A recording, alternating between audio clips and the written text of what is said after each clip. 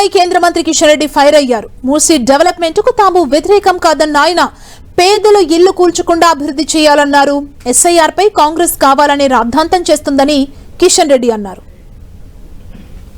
హైదరాబాద్ లో మూసీ ప్రక్షాళన చేయండి, మూసీ డెవలప్మెంట్ చేయండి, కానీ పేద ప్రజల ఇల్లు ఎక్కువ నష్టపోకుండా తొలగించకుండా మూసీ ప్రక్షాళన చేయాలనేది భారతీయ జనతా పార్టీ స్టాండ్. ఏకపక్షంగా మరి మూసీకి సంబంధించి పేద ప్రజల ఇల్లు తొలగించి ఇబ్బంది పెట్టొద్దనేది మా ఆలోచన. అట్లే జరుగుతుంది.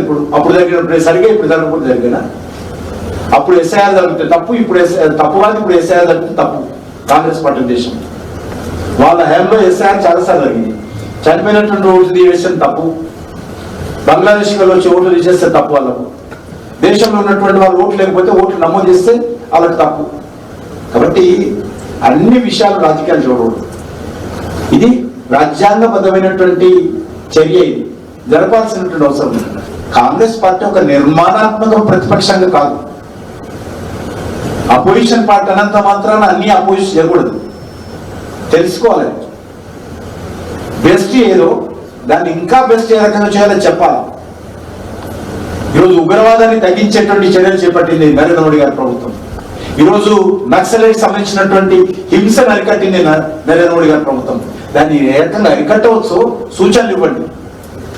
అంతే తప్ప ప్రతిదానికి మీరు రాజకీయ దృక్పథంతో చూస్తే మీరు దేశానికి మేలు చేసిన వాళ్ళు, దేశానికి ద్రోహం చేసిన వాళ్ళు అవుతారు.